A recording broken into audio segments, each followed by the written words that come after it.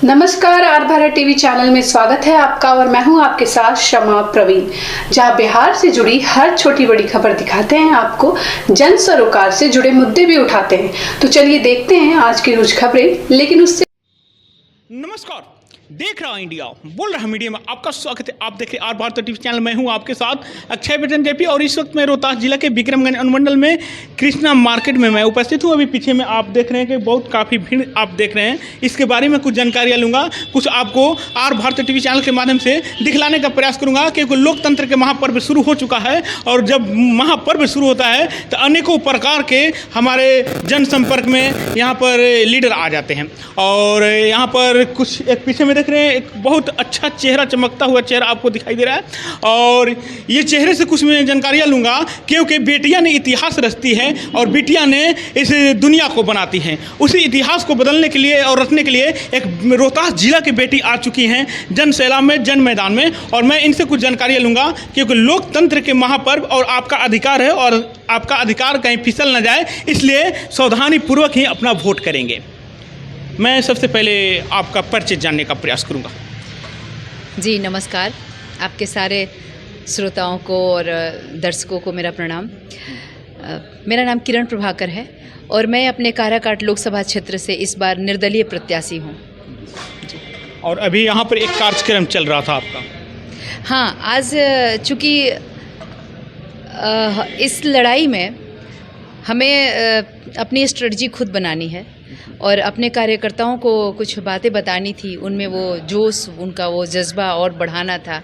तो इस तरह से हमने रणनीति के तहत ये आज का मीटिंग उसी लिए था कि सभी विधानसभाओं से लोग आए थे और कैसे हम बूथ को स्ट्रक्चर करेंगे, कैसे हम ज़्यादा से ज़्यादा लोगों तक जनसंपर्क करेंगे। तो इसी सब सारी बातों पे बातें हुई। बात तो सही मैम। और ये काराकाट क्षेत्र वैसा क्षेत्र आज बन चुका है, नेता और अभिनेता दोनों की लड़ाई है। यहाँ पर चुनना आपको है, पढ़े लिखे उम्मीदवार को चुनना आपका काम है। जो शिक्षित रहेंगे वही हो सकता है काम करेंगे। लेकिन एक बात और भी मैं जानने का प्रयास करूँगा। सबसे पहले, अगर आप काराकाट क्षेत्र के मैदान में यानी संसदीय क्षेत्र के मैदान में आप उतर ही चुकी हैं और यहाँ के तमाम जनता अगर आपको चाह करके और आपको उस मुकाम तक पहुँचाना चाहते हैं जहाँ तक आप पहुँचना चाहते हैं, पहला आपका प्राथमिकता क्या रहेगा? देखिए, आपको पता है कि मैं समृद्धि के लिए काम कर रही हूँ।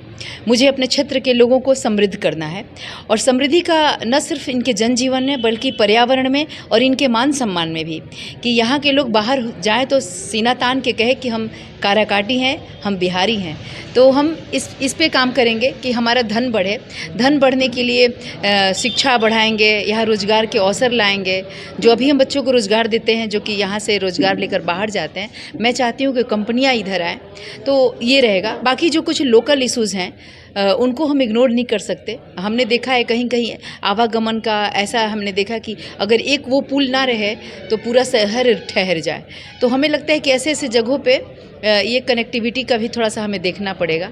तो जो लोकल इश्यूज़ हैं, चाहे कहीं सिंचाई को लेकर के प्रॉब्लम है, तो उन पे हम काम करके, और मेरा समृद्धि पे काम है। यानी जहाँ सदियों से अंधेरा है वहाँ दीपक जलाने का ये प्रयास कर रहे हैं, जिनका नाम किरण प्रभाकर है। और ये किरण की रोशनी कहाँ तक फैलेगी, ये ठीक ईवीएम के जब बटन दबेगा उस वक्त पता चलेगा। और भी कुछ जानकारियाँ लेने का मैं प्रयास करूँगा। अभी बेटी बचाओ बेटी पढ़ाओ के भी नाराएं हर जगह आप सुन रही हैं। कहीं कहीं अभी भ्रूण हत्या रह चुका है, बाकी जगह तो मिट चुका है। इसके लिए आप क्या कहना चाहती हैं? बहुत ही दुखद है, दुर्भाग्यपूर्ण है। और जहाँ ये होता है वहाँ निश्चित रूप से फिर से कहेंगे कि अशिक्षा की धमक है, अशिक्षा का अंधेरा है। इस अंधेरे में ऐसे काम को अंजाम दिए जाते हैं। जहाँ अगर शिक्षा हो जाए, लोगों को पता हो जाए कि बेटियों की शक्ति क्या है, फिर लोगों को पता चले कि मारने की तो बात ही भूल जाए, वो तो अपना सौभाग्य समझे कि उनके घर कोई किरण आई है। चाहे वो लक्ष्मी हो, दुर्गा हो, सरस्वती हो, किसी रूप में उनकी बेटी आई है। बिल्कुल, बेटी ने कमान संभाला, बेटी ने दुनिया बसाई, बेटी जैसा कोई नहीं जो माया की नगरी सजाई। बेटी तो अवतार देवी की मृत्यु लोक में आई है। कहीं कहीं शादी के बाद बेटी ने दुख पाई है। देख नहीं पाती बेटी रंगीन यहाँ नज़ारों को, ऐ भगवान बेटी नहीं देना पापी और हत्यारे को। बेटी है वो इतिहास रची है और बेटी के चलते पूरी दुनिया बसा हुआ है। और यहाँ आपके बीच में एक बेटी ही है जो कि आप लोग को एक संदेश यहाँ से दे रही है। और किस तरह के संदेश दे रही हैं। आप खुद सुन रहे हैं आर भारत टीवी चैनल के माध्यम से। इन्होंने एक कविता भी अभी हमें सुनाया और कविता भी इस चैनल के माध्यम से आप लोग तक पहुंचा रहे हैं। अगर मेरा प्रयास ऐसा लगा तो एक बार कमेंट बॉक्स में कमेंट करके जरूर बताइएगा। और ऐसे ऐसे बेटियों के लिए आप क्या लिखना चाहते हैं, ऐसे बेटियों को इस लोकसभा क्षेत्र में लाना चाहिए काराकाट या नहीं, एक बार कमेंट बॉक्स करें। हो सके तो भरपूर साथ दें इनको। मैं बोलूँगी कि 10 तारीख को मेरा नॉमिनेशन है और आप सब कोई उसमें आइए और हमें आशीर्वाद दीजिए, क्योंकि मुझे लगता है कि आप सबको अगर मेरे से जुड़ करके एक साथ 2-3 अच्छे काम कर लेंगे, क्योंकि आप सबको पता है कि मैं अपने समाज को बनाने आई हूँ, सुधारने आई हूँ, संवारने आई हूँ। तो अगर आप मेरे को सपोर्ट करते हैं तो आप समाज को दे रहे हैं अपनी सेवा। आप सबको पता है कि मैं पर्यावरण के लिए काम कर रही हूँ, मृदा संरक्षण के लिए काम कर रही हूँ, जो मैं काम कर रही हूँ स्वच्छ वायु के लिए, जल का जो स्तर गिरता जा रहा है, मैं तो पर्यावरण पे भी काम कर रही हूँ।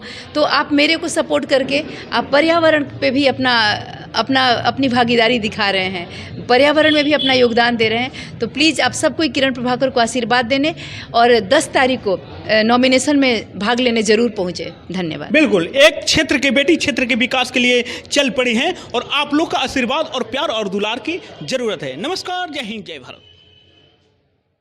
और अभी मैं कुछ जनता के सलाह भी जानूंगा, जनता की बात भी जानूंगा, जनता के विचार भी जानूंगा, क्योंकि बिना जनता के कुछ हो नहीं सकता। अकेले चना भाड़ नहीं फोड़ता है, सिर्फ अकेले चना राज करता है। और मैं इनसे जानकारी लूंगा। क्या नाम है आपका? मेरा नाम अरुण शर्मा हुआ।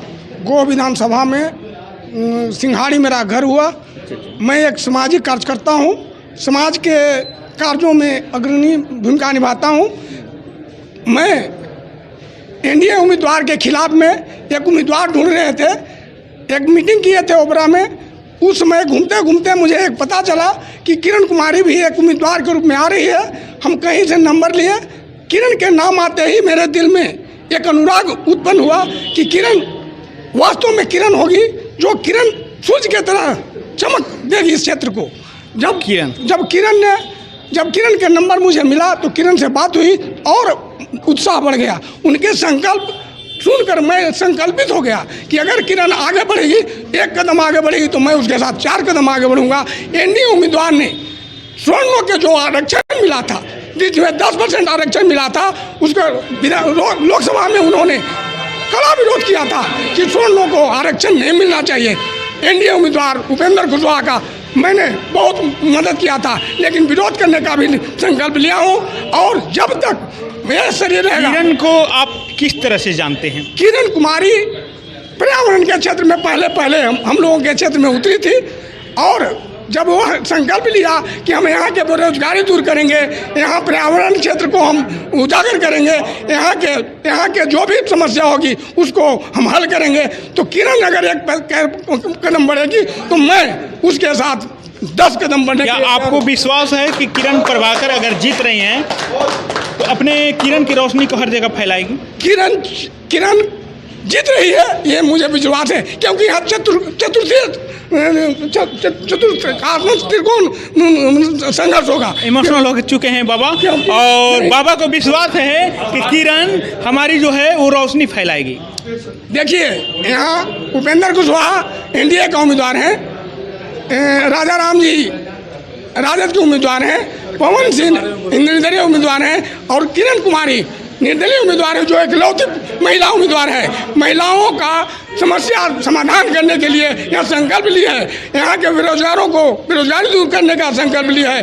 खेती मजदूरों का समस्या को समाधान करने के लिए संकल्प लिया है। मैं उसके संकल्प के साथ मैं अपना संकल्प लेता हूँ कि जब तक किरण देवी यहाँ अपने कार्य में कार्यरत रहेगी, तब तक मैं उसे साथ रहूँगा। यही संकल्प के साथ। यहाँ पर जो लड़ाई है, 4 उम्मीदवार, एक माले के हैं, एक भाजपा से हैं, 2 यहाँ पर निर्दलीय उम्मीदवार हैं, यानी 2 यहाँ पर नेता, एक अभिनेता और एक इस क्षेत्र के बेटियां आई हुई हैं इस क्षेत्र में। और देखिए अब जनता के हाथ किसके साथ, जनता किसको पहनाती है ताज, और कौन चलाएगा इस क्षेत्र का राज। बने रहिए मेरे साथ, मैं लगातार अपडेटिंग आपको ऐसा ही दिखलाते रहूँगा। और एक बार कमेंट बॉक्स में कमेंट जरूर करें, ताकि मुझे पता चल सके कि इस न्यूज़ को आप देख रहे हैं और इन लोगों के लिए क्या कमेंट कर रहे हैं। बिहार की बेटी हूँ, बिहार मेरे दिल में बसता है और बिहार के लिए जो मेरे मन में जज्बात, जो मेरे सपने हैं, उसको मैंने शब्दों में जिस तरह से पिरोया है मैं आप तक पहुंचाना चाह रही हूं। सुनिए। बिहार की सुनी सूरत पर निखार चाहते हैं, श्रृंगार चाहते हैं। बिहार की सुनी सूरत पर निखार चाहते हैं, श्रृंगार चाहते हैं। धूप लू ने सताया बहुत, बसंत की अब शीतल बयार चाहते हैं।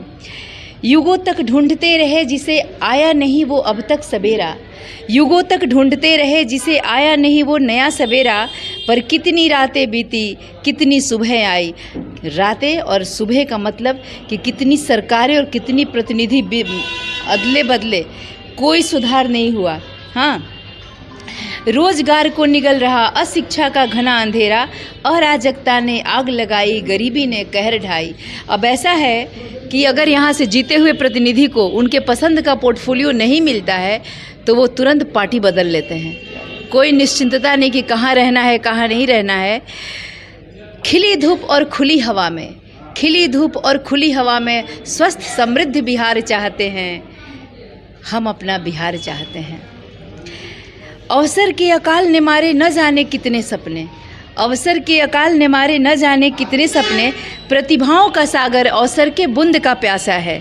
लिंग भेद का दानव आज़ादी को धमकाता है। हमने भी उस लिंग भेद के दानों को देखा है। वहाँ मत पढ़े जाइए, यहाँ मत जाइए, यहाँ जे कॉलेज मत करिए, घर ही से कर लीजिए, खाली इम्तिहान देवे जाइए।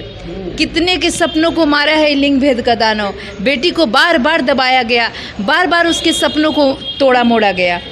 लिंग भेद का दानव आज़ादी को धमकाता है। शिक्षा का अधिकार भी कितनों से छीन ले जाता है। बेटी को मान दे, अवसर दे, सम्मान दे। ऐसे समाज का विस्तार चाहते हैं। बसंत की अब शीतल बयार चाहते हैं। हम अपना बिहार चाहते हैं।